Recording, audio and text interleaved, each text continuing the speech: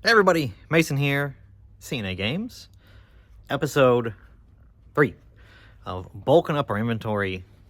How you doing? Appreciate y'all watching. So let's go see what our number is.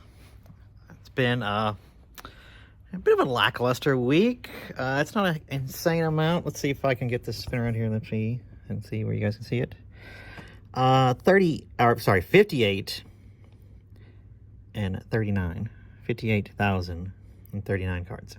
So improvements, additions, right? Constantly selling through things, but trying to get things put back in as fast as possible. I have Modern Horizons 3 is here. I have some up on the shelf, so very expensive product, but we were able to actually crack some and get some in the inventory, and the Rokas are sorting it as we speak, so that's getting done, and that's awesome.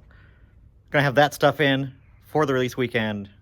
This is Wednesday I'm recording, and you guys might also be a week behind. I don't remember how I did it, but anyways, so working on that. That's gonna really boost our numbers, really help us out, and good high quality product. We opened, I think, how much did we open? We opened 12 collector boosters and I want to say 20 play boxes, so just enough to have a good, decent inventory and a good number of stuff to put in. Send it through the Roka, and then we'll have it definitely in, at least a little bit of it before the weekend's over. And we pulled a serial Ulamog, so that's pretty cool. That's a nice little hefty bonus on top of all the normal stuff that you get. So it's really nice. I appreciate it. Look, I got the new posters are up. Yeah, trying to do things around and make it a little bit prettier in here, but that's not what this is about. This is about bulking up inventory and how we're doing. So, put you guys down. Bada boom. So, how are we doing? There you go. So, how are we doing? Because the complicated week, we had a bunch of big buys as well that kind of slowed us down, putting stuff in. But still, improvement. I actually don't remember the number, but it's a couple thousand. I'll put it in the video what the additional thing is, so you don't have to worry about that. But yeah, making some headway, really refining what we got going on over the last week with the new month. TCGplayer put out all the information for direct sellers, had a really nice breakdown of your sales, the dollar amount of sales, and then the discrepancies they had on there at a percentage. And our percentage was really, really bad. It's really bad.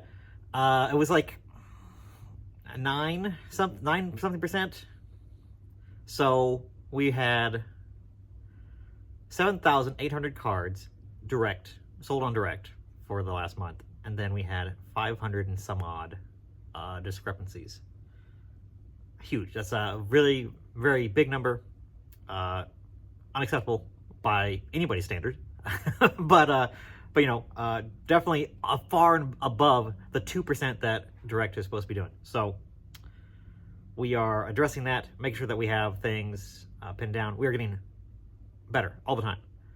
The RI that we did today for this Wednesday, it's the middle of the week RI, so it's a little bit easier, but we had two discrepancies. That's it. Pretty good.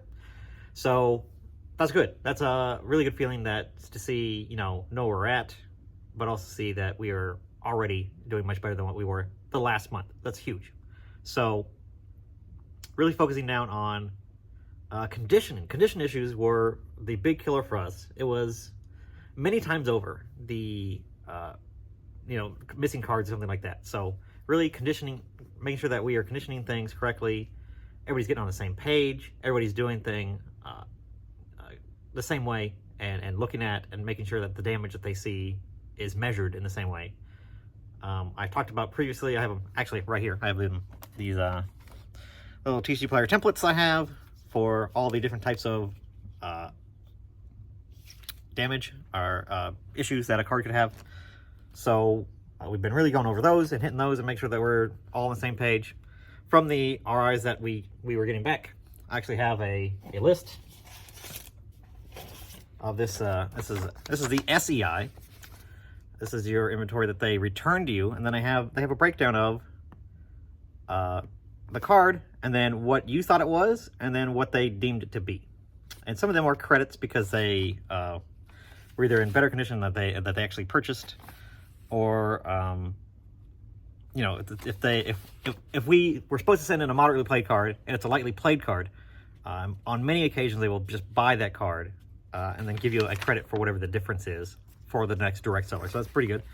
But for the most part, these are big ding ding ding ding dings of cards that they have to replace from us.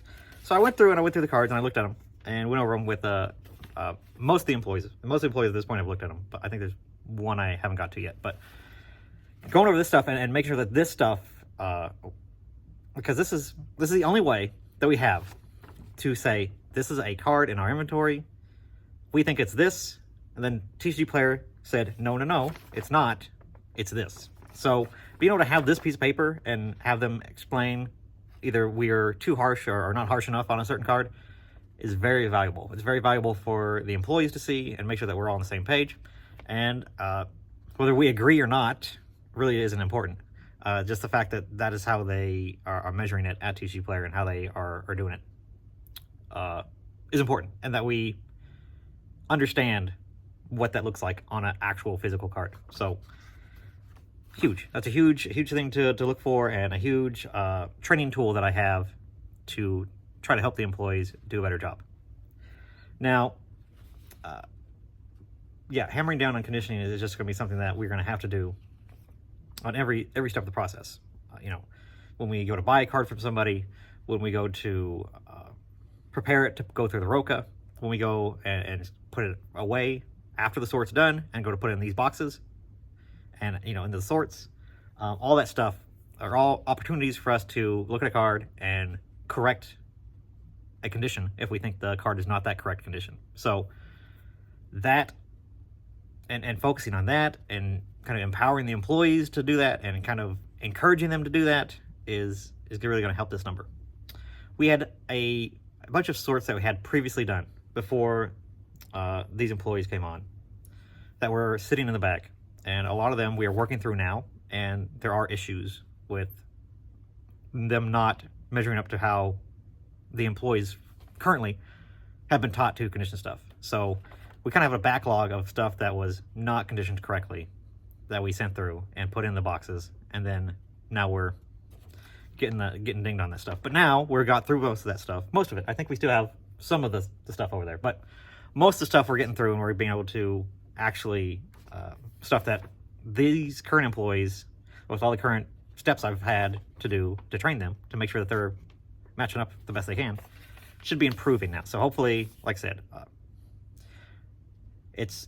there's very little I could do. It's out of my hands to say, hey, can you make sure you put the card away correctly? It's kind of an easy, like, it's not an easy thing to just, I can't teach them. But conditioning stuff and stuff that, and going over stuff and refreshing and trying to get on the same page with that kind of stuff, that's something I can act on. That's something I can help them with. So the huge overall goal is, though, that the employees, if I gave them a stack of 10 cards, that we'd all condition them correctly.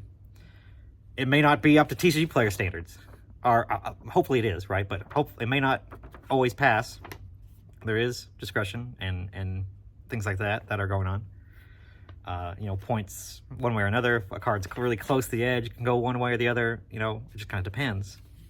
You know, we do the best we can, but there is a slight variance to some of this. But majority of the time, there should be stuff all across the board that we are getting correct and should be on the same page about, so long as we are following what TCGplayer puts out. So that is the battle. That is the current battle that we have to do, because that's impacting sales. It's not impacting sales. It's impacting payouts for us, because that's all the things that, again, TCGplayer has to go out and replace, and then they dock us for them. You know, we pay the difference of what they had to do to replace them. So that's not good. Well, and it's something that we are actively fixing, and we are already doing better than what we were previously. So that is huge. That's a really, really good thing. So that's where we're at in this week, trying to bulk up the inventory. We've been hitting on that kind of stuff, and then preparing for Modern Horizons 3 and really getting that stuff, and now sorting through that stuff to put it through the system. Hey, at least that stuff you know, the condition on that should be all, you know, at least near mint to light play. So not as much variance through that kind of stuff, but from what I've seen, the condition is actually pretty good on this set. So no major complaints there actually. So, but that's this week. Hopefully this was entertaining, interesting to you guys. Sellers down below, tell me what your percentage was discrepancy rate. I'd like to see and hear from other people, whether it's good or bad. You know, it's like I said, ours is pretty big, and not where it needs to be. Our other location, our other store, is actually at like 3%, so not as bad, but still not up to TCGplayer snuff. So both have some work to do and things to do better. So that's all I got, guys. Appreciate you watching. I will see you guys next week in another episode of Bulking Up. I'll see you.